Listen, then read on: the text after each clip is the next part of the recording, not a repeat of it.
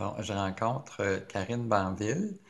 Toi, tu préconises, pratiques et enseignes l'alimentation vivante. J'aimerais ça que tu m'expliques un peu c'est quoi l'alimentation vivante.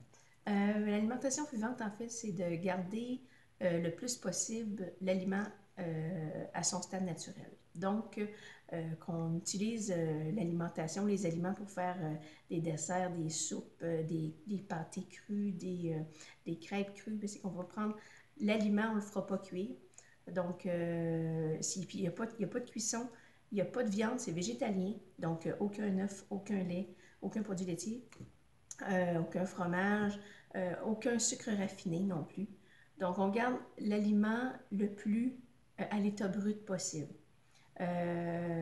Puis tout ce qu'on parle en alimentation vivante, euh, c'est tout fait à base justement de noix, des noix crues si possible, biologiques aussi, parce qu'on sait que le biologique, c'est éviter le plus possible les pesticides. Des fois, c'est pas toujours facile, parce qu'on est quand même au Québec, ici, on a l'hiver et tout ça, donc on garde de s'en procurer quand même.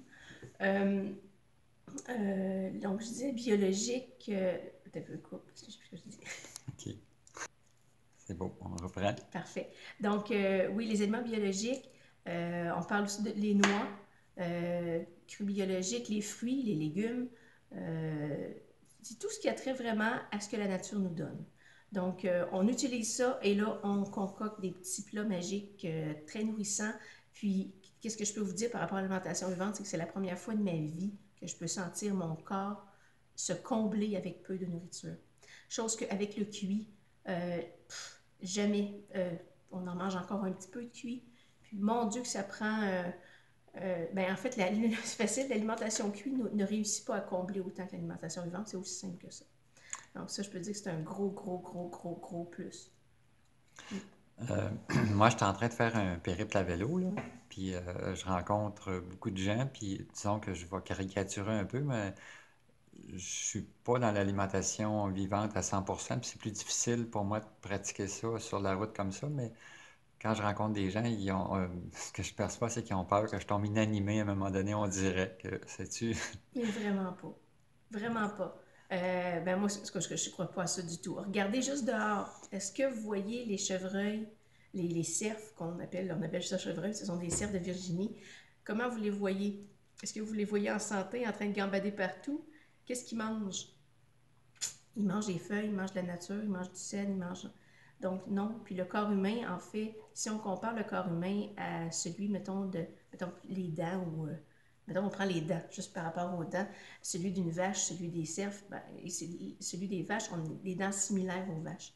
On n'est pas... Le corps humain n'est pas fait pour manger de la viande. C'est correct, je ne vous dis pas d'arrêter de manger de la viande, loin de là, parce que ça va que ça crée d'autres problèmes si vous le faites de façon trop drastique.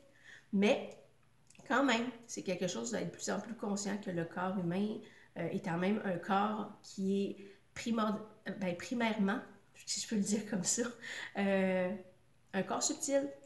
Plus vous mangez la nourriture la plus légère, plus votre corps va être heureux, plus votre corps va le prendre, va le capter, va l'intégrer et va nourrir vos cellules, vos organes. Donc, c'est comme ça que ça fonctionne. Fait que si toi, par exemple, Yves, tu manges fruits, légumes, entre peut-être même des fois tu vas dans les épiceries, des pousses, ça va être excellent pour ton corps parce que pense qu'une pousse, une petite pousse, là, va créer un arbre, va créer un légume, va créer, elle a toute cette puissance-là dans sa petite pousse, aussi petite qu'elle est. Fait qu'imagine quand tu prends une poignée de pouce, qu'est-ce que tu as dans ton corps. Fait que tes cellules en sont simplement juste comblées et extrêmement bien nourries. Fait que tu vas retrouver tous tes acides aminés que tu as besoin pour tes muscles, reconstruire tes muscles. Il y a aussi les super aliments que tu peux tranquillement regarder. On parle du cacao cru, on parle des chias, on parle des goji, on parle de les mûres blanches, on parle la poudre de lait de coco, on parle de... Mon Dieu, il y en a tellement. Les super aliments. Ça va... La spiruline est excellent aussi. Mesquite, lucuma. Ça va toujours rechercher encore une grande valeur nutritive qui directement, vu qu'elle est à l'état presque brut, va s'intégrer tout de suite dans tes cellules. Fait qu'elle va te nourrir, elle va te combler, puis elle va faire son travail pour que toi, tu aies toute ton énergie et ta puissance à travers ton voyage. Ça, ce que je comprends, là, c'est un effet immédiat, Oui, tandis que si je prends des produits comme de la viande, entre autres, pour tu vas aller avoir, récupérer ce qu'il y a dans la viande qui peut me nourrir, ça demande une bonne dépense énergétique pour récupérer finalement peu d'énergie. exactement. Parce que la viande, en fait, si on compare, mettons, la viande à une pousse, la viande est une chaîne de protéines qui est extrêmement lourde, qui est extrêmement longue. OK? Puis quand on parle d'une chaîne d'acides aminés, une protéine, c'est qu'on a été très mal éduqués, en fait, par rapport à ce sujet-là. Euh, La viande, c'est ça, c'était une chaîne d'acides aminés. Les acides aminés, c'est ce qui font les protéines, c'est ce qui fait les protéines. Donc, c'est une chaîne très longue. Et quand tu vas l'intégrer dans ton corps va devoir dissocier tous les acides aminés en acides aminés simples pour ensuite former ta protéine à toi, qui va faire tes protéines à toi. Donc, ça, ce bout-là, les gens ne le savent pas. Donc, si ils prennent des protéines, exemple dans un smoothie, ils mettent du verre, ils mettent du kale, ils mettent leurs fruits, leurs légumes, tout ça dans un smoothie le matin, ils ont intégré beaucoup, beaucoup, beaucoup d'acides aminés à l'état presque brut. Elles arrivent dans le corps, elles sont déjà pré-mâchées dans un sens parce qu'elles sont liquéfiées. Elles arrivent dans ton corps et elles s'intègrent immédiatement dans tes cellules, chose que tout ce qui s'appelle animal ne fait pas. Ça vaut de l'or pour le corps. Donc voilà, c'est l'éducation qu'on n'a pas eue étant jeune et qu'on aurait dû avoir. Euh, c'est correct qu'on ne l'ait pas eu, mais maintenant, ben, si vous voyez ça, ben, vous le savez. Dans le À vous de fond, faire vos choix. c'est juste logique, hein. Si les animaux, prennent de la verdure pour la transformer en protéines, donc si on se nourrit de verdure on sauve une étape, dans le fond. Oui, oui, Les autres, ils le fabriquent, il faut le défabriquer pour le refabriquer, dans le oui, fond, c'est ça. exactement. Exactement. Puis surtout quand on fait de l'exercice physique, c'est quelque chose qu'on ne veut pas. Parce que quand tu fais de l'exercice physique, tout ce que tu veux, c'est que l'alimentation que tu prends, l'air que tu prends, le soleil que tu prends, les aliments que tu prends, euh, agissent directement dans tes cellules pour que tu aies la toute-puissance à faire ton exercice physique et non à digérer. Fait que OK. quand tu, mettons, tu as un repas lourd que tu viens de prendre, ton corps va digérer avant de te le mettre en puissance physique. Ça, on ne veut pas ça. Surtout dans des grandes distances ou dans des marathons ou dans des choses comme ça, on ne veut pas ça. Donc, si c'est vraiment d'alléger la nourriture avant un exercice physique, c'est super important.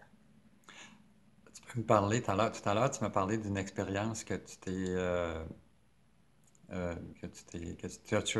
as choisi de vivre, qui est tout simplement que tu es allé courir un demi-marathon sans, je dirais, Presque sans presque entraînement. sans entraînement. Oui, Ouais. Donc, c'est pas juste des paroles en l'air, non, c'est comme quelque chose qui se met en pratique exactement.